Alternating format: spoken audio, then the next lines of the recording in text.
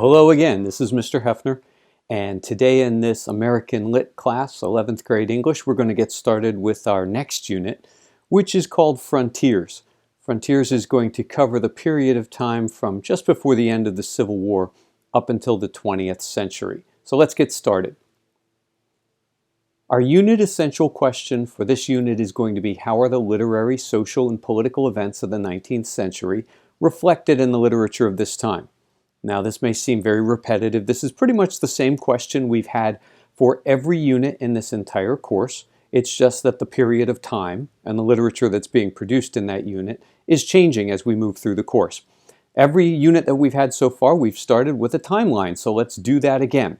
And as always, this is the timeline from your textbook, and everything above the line is going to be literary events. And this, for whatever reason, your textbook publisher didn't limit the literary events to just American Lit. So you find some British and world literature pieces listed up there as well. But we're going to focus right now on the historical events. What was going on in this time period that may have influenced the literature and even been reflected in the literature. And if you look at this first slide that we have here, at the historical events at the bottom, you're going to notice that on the left side, almost everything has to do with relationships with the Native Americans. Battles over land, skirmishes, fighting, treaties, broken treaties, renegotiated treaties, that sort of thing.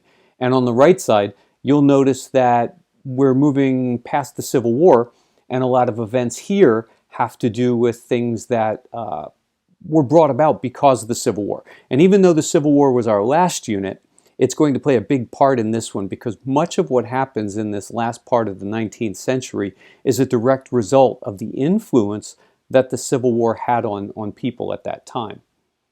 So if we take a look at the next slide here, you'll notice again we've got a combination of Civil War related and Indian relations type things here. In 1871, we have something called the Indian Approbation Act. And what this would do is it would actually force Indians, sort of like make them be wards of the United States government, where the government was responsible for taking care of them, for feeding them, providing housing, and things like that. You have Ulysses Grant, who won the Civil War, leading his armies against Robert E. Lee's armies.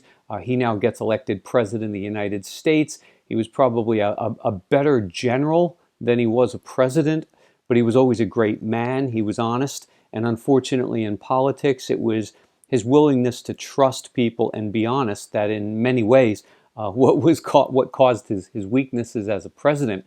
You're going to see more states coming into the Union at this time.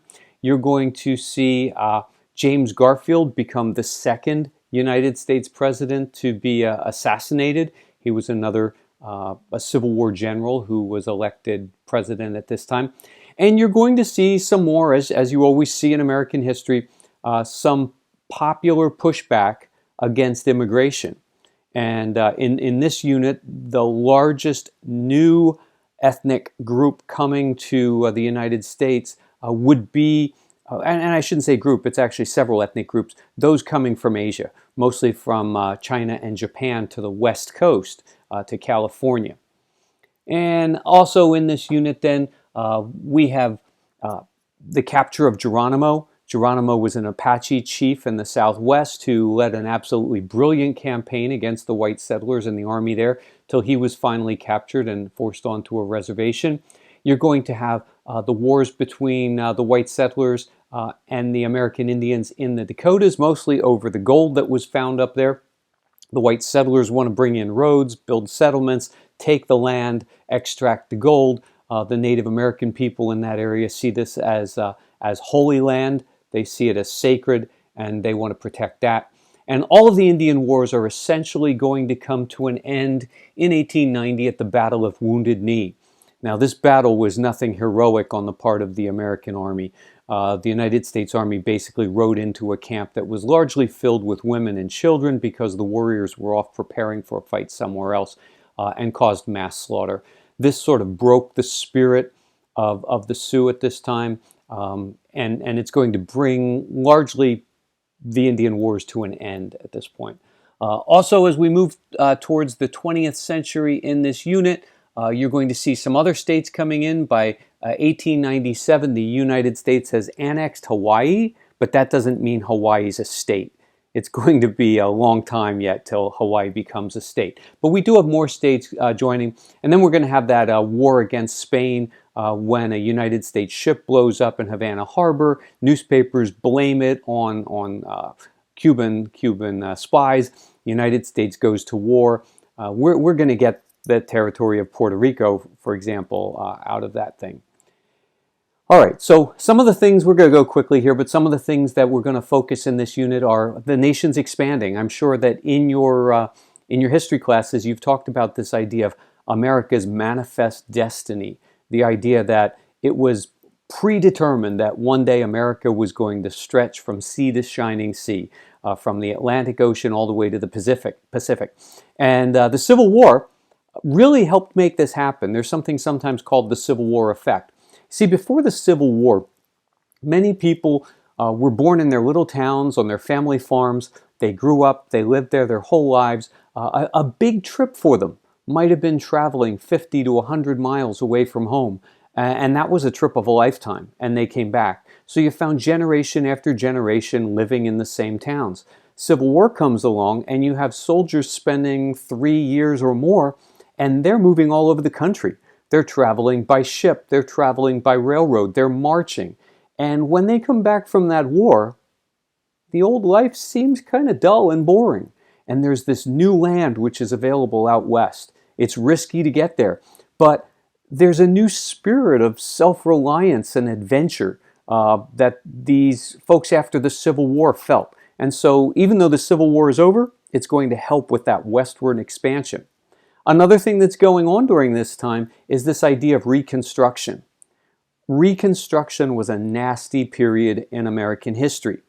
It was the idea that the radical Republicans in Congress felt need to punish the South for what had happened in the Civil War, to make it difficult for them to come back into the country and go back to business as usual.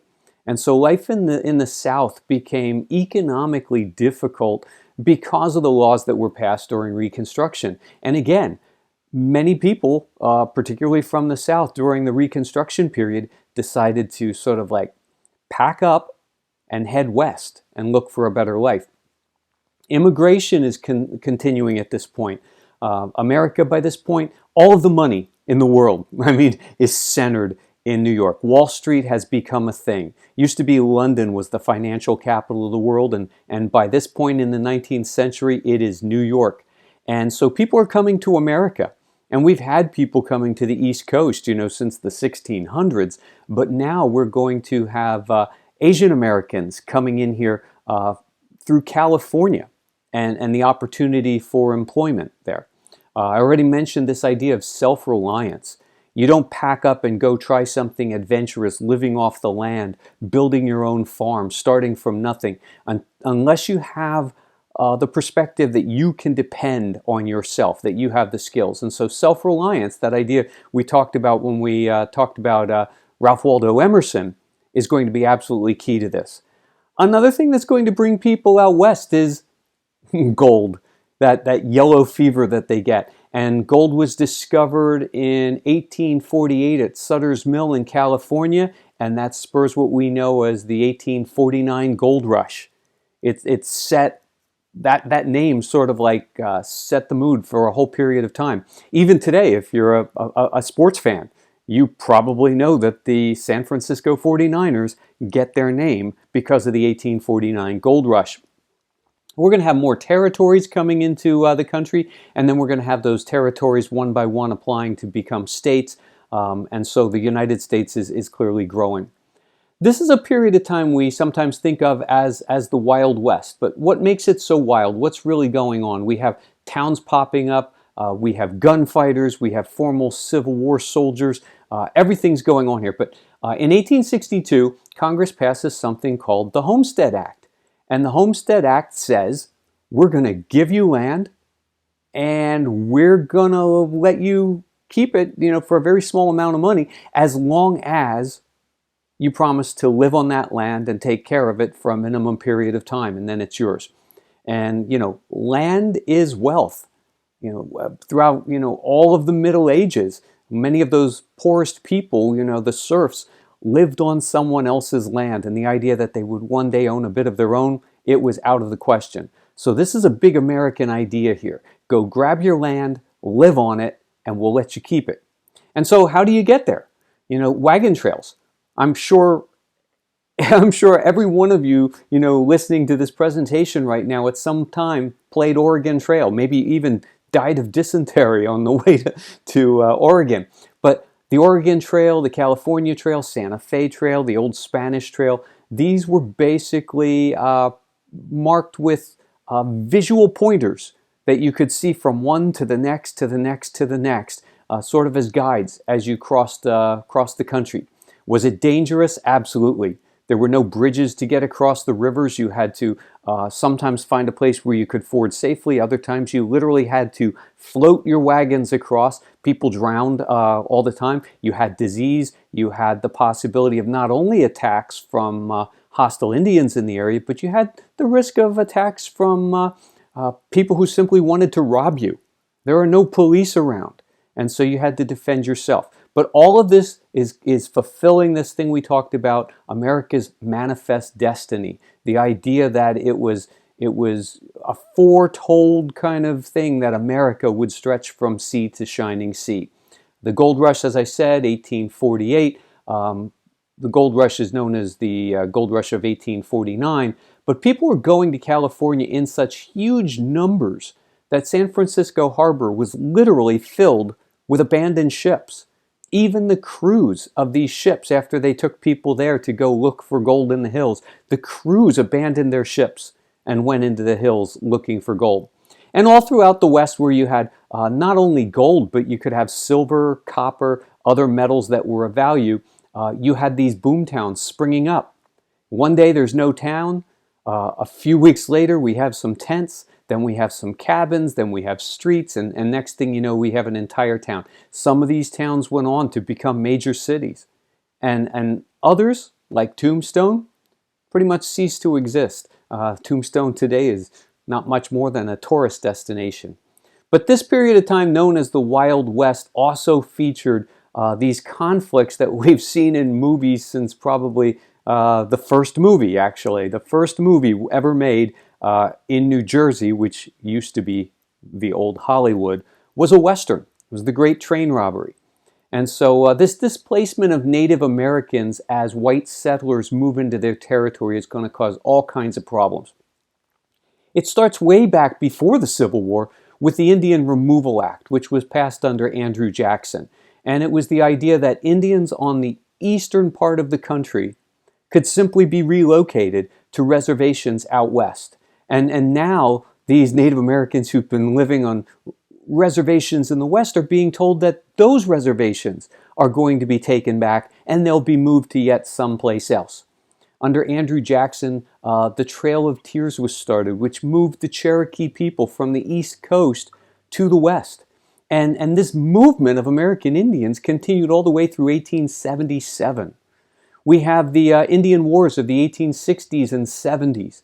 Many soldiers who fought in the Civil War, regular soldiers, not volunteers, had already fought in the Indian Wars, and afterwards many soldiers who were in the Civil War are going to become famous as Indian fighters. One of those, of course, being George Custer, who ultimately is killed on the 1876, the 100th birthday of America. He's killed in the Battle of the Little Bighorn, when his own stupidity doesn't allow him to listen to his guides, and he just simply divides up his cavalry and basically rides to death.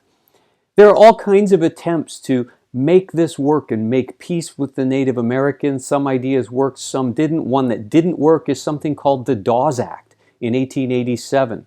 The Dawes Act was trying to move away from the idea of reservations and keeping American Indians as wards of the United States. What the Dawes Act promised was, we will give a plot of land to the head of a household. American Indians will become U.S. citizens. You have your land, and you can vote, you can go to school, but you've got to basically give up your ways. And the other part of it was, we're going to give you a little piece of land, but any of the land on that reservation that we want, we'll just take that and use that for something else. The other question was, who gets the plot of land? Who is the head of the household? Does every family get it? Must you be a certain age? How many people will end up living on one plot of land? And so when American Indians were asked to approve the Dawes Act, there was a great deal of resistance to that. And as I mentioned earlier, the Indian Wars pretty much come to an end at the Battle of Wounded Knee. The Battle of Wounded Knee occurred when a group of Sioux Indians were dancing something called the Ghost Dance. They believed that their ancestors were coming back and their day was coming and the white man would be driven from this country. And the United States government began to fear this and decided to act before there was any violence, sort of pre-aggression to prevent aggression. And at the Battle of Wounded Knee, the United States Army swept in and pretty much wiped out women and defenseless children. That brought the whole thing to an end. Other things are going on at this time, though. That's the West. The East didn't cease to exist. And in the East, we have the rise of industrialism. We've got our cities growing like crazy as far as population goes. 9 million new immigrants are going to come at this time, and most of them are going to move into the cities. And this is all happening in a 10-year period from 1880 to 1900. The diversity of the people in these cities is going to grow as well. One of the reasons, if you go to a big city like Philadelphia or Boston or New York and you find ethnic neighborhoods like Little Italy or Chinatown or something like that, many of these ethnic neighborhoods go back to this period of time where people were coming to the U.S. in vast numbers and settling with relatives and friends and people that they knew from the old country rather, not company. And then you have a lot of urbanization, like I said. As these cities grow and grow and grow, you've got to pack more people into less space. And so instead of individual houses, you're going to find more tenement type structures. Big buildings with lots of apartments where many people live together. By 1900, 40% of all the population in the United States is going to live in cities. And the Civil War, we destroyed the entire South. And many of the border states. We need to rebuild, and that's industry, that's manufacturing. And so both North and South are going to build their industry. One of the things the South learned in the Civil War was the North had all the industry, and the South had the raw goods. And so after the Civil War is over, the South is going to make a concerted effort to start building its own iron plants and steel mills and start its own manufacturing.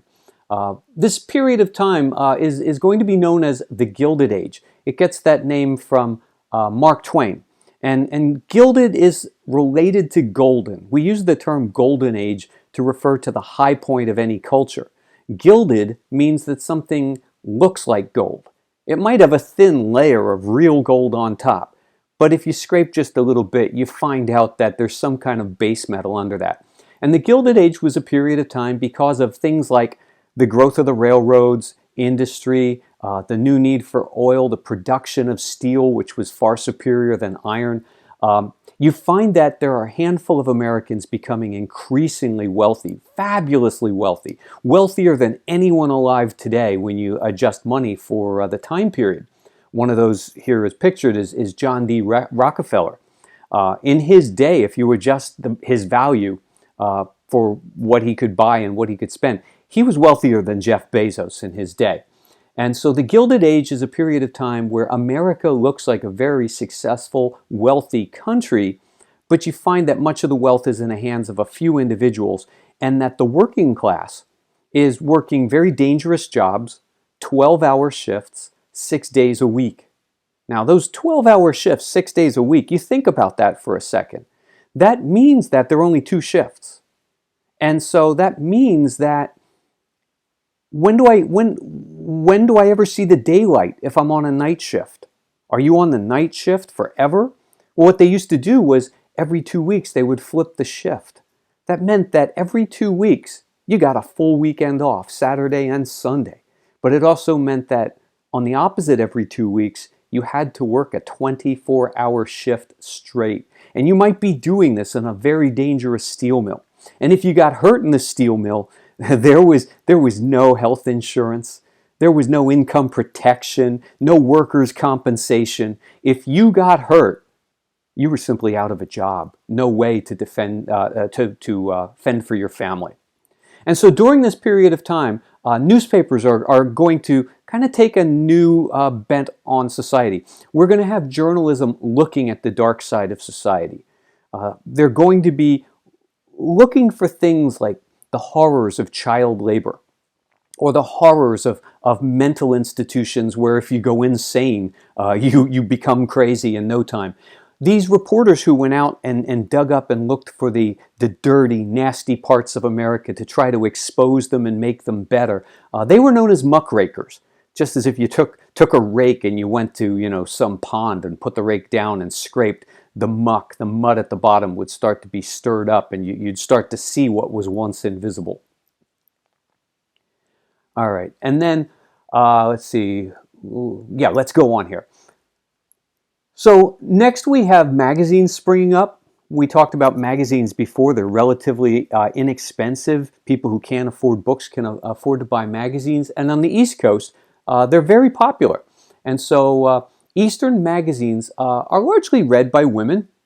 Women are starting to rise up in this country as a force. We're moving closer to the idea that maybe one day they'll even get a chance to vote. And these female readers, and some males, want more exotic type settings. They want to read about other places in the United States. If you're born and you grow up in Boston and you only live there, you might want to know, what is life like down in the swamps of Florida? What is life like out in the West? What is life like up, in the Yukon area of Alaska and Western Canada? And so reporters all around the country who are visiting these places are going to write stories about this. And we call them local colorists. Another term for this is regionalism.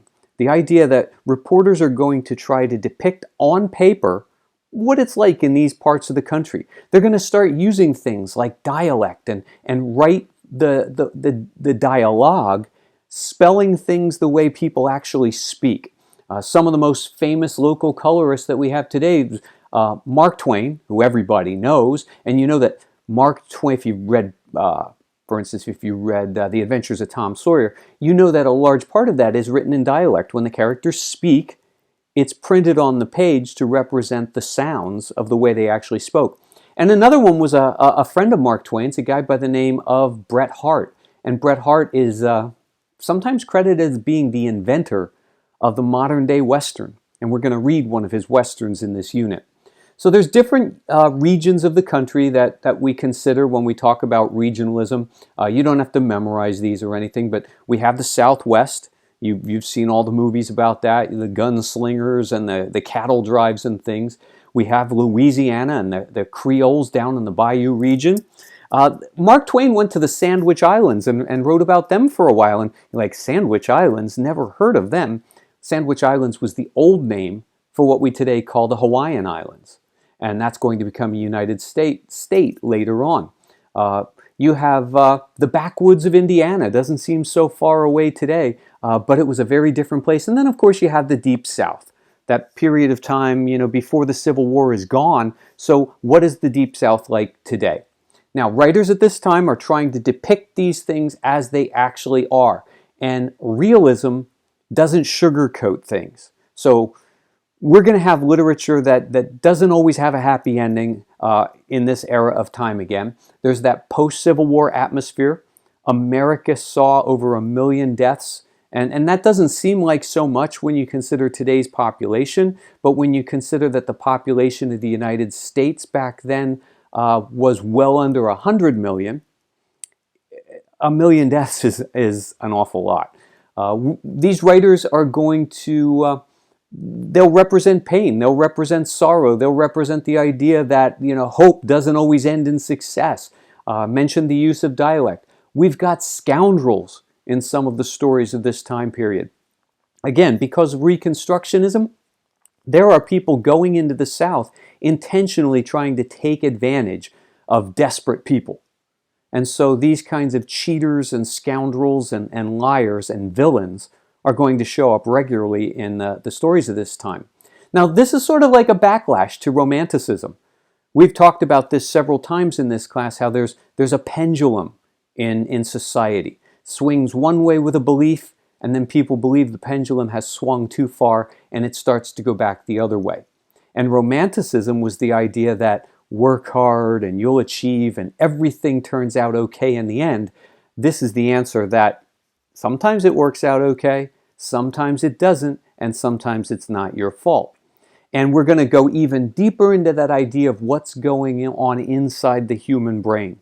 You know, we all live in our own heads from time to time. So these stories are going to become very psychological. We've had a taste with of that with Stephen Crane. And I told you in the last unit that I don't believe Stephen Crane belonged in the Civil War unit. He was writing about the Civil War, but he was writing about the Civil War during this frontiers era. And so while his subject represented the Civil War, his style definitely represents the style of this frontiers era.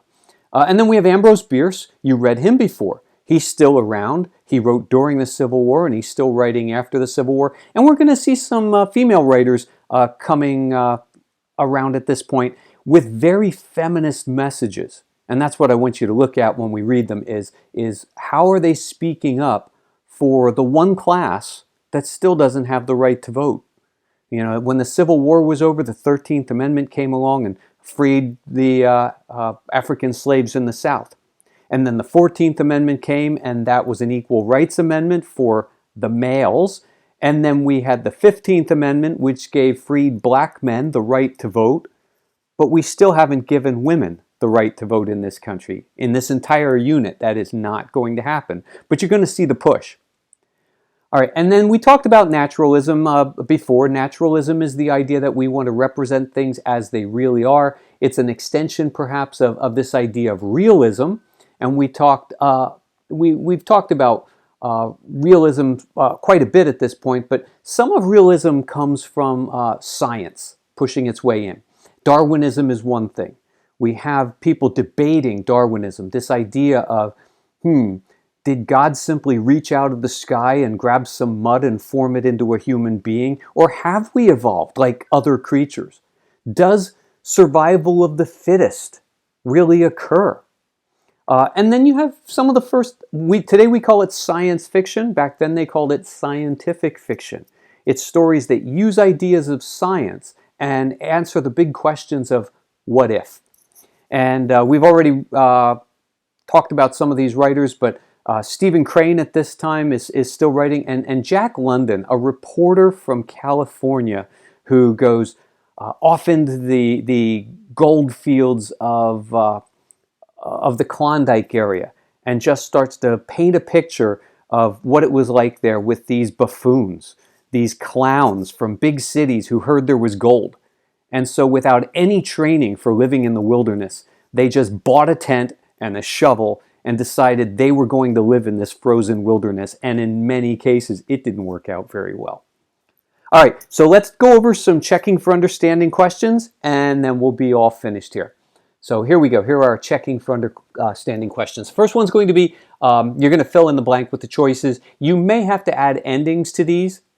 So they're in a standard form, but they may not fit in the sentence because that would give you an unfair clue. So number one, what stemmed from the belief that people's actions were shaped not by free will, but by outside forces like heredity or environment? All right, that is naturalism. Good. How about number two? Regionalism, also known as what, satisfied Eastern readers who were curious about living the lives of Western settlers. What would that be? Yeah, it doesn't even fit in the space they gave us. Local color writing and regionalism are the same thing. And number three, blank worked to expose unscrupulous practices among businessmen and politicians. This refers to those reporters who were trying to dig up the dirt so it could be exposed and addressed. And that would be muckrakers. All right, next one that we have here. What became particularly popular with women who lived in eastern cities but enjoyed reading about life in the West? Yes, magazines. Now, if you had picked regionalism, I can't say that's wrong. These are some of these questions again where there's overlap in some of these as far as how they could be used here. So I would also take regionalism. What is known as local color writing? And at this point, regionalism is the only one you can use. So perhaps the instructions should say each answer may be used only one time, but I don't think that's true either. What is based on the belief that our lives are shaped by forces beyond our control?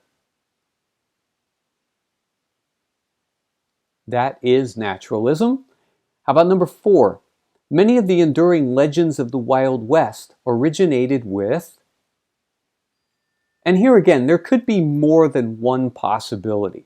So definitely dime novels.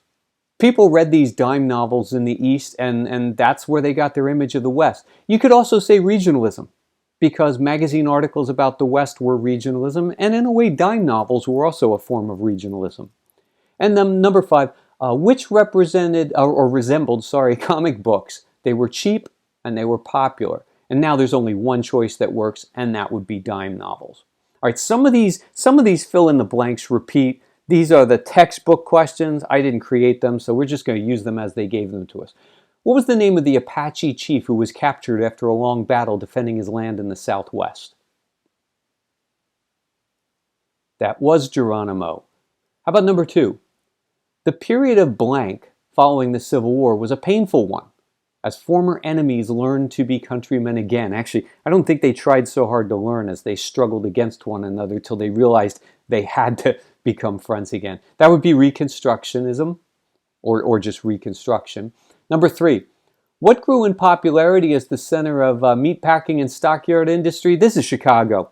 I don't know where this question even comes from. It wasn't part of any of the materials at the start of this unit.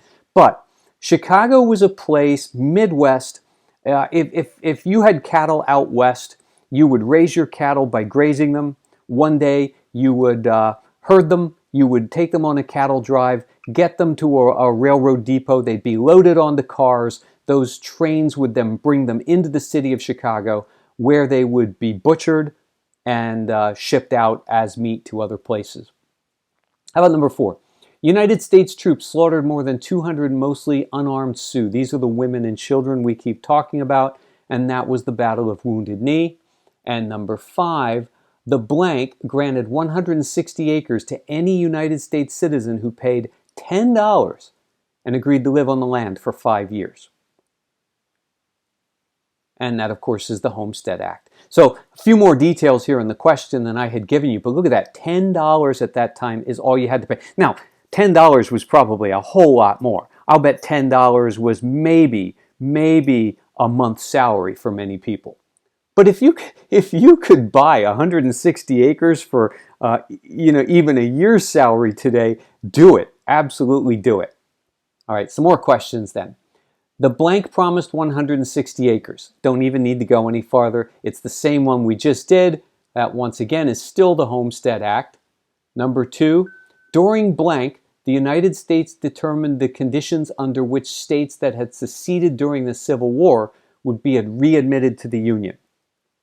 And that, of course, is Reconstruction. Number 3, as cattle ranching became a big business, ranchers would ship their cattle where? We just did this. I don't know why they're so hung up on this. It has nothing to do with the literature. But that would be Chicago. It's one of the reasons why Chicago grew so quickly. Number 4, 4,000 of 13,000 Cherokees died on the Trail of Tears. Now, that happens over a good period of time. 1831, the Trail of Tears begins with Andrew Jackson's Indian Removal Act, and it's going to continue then through 1877.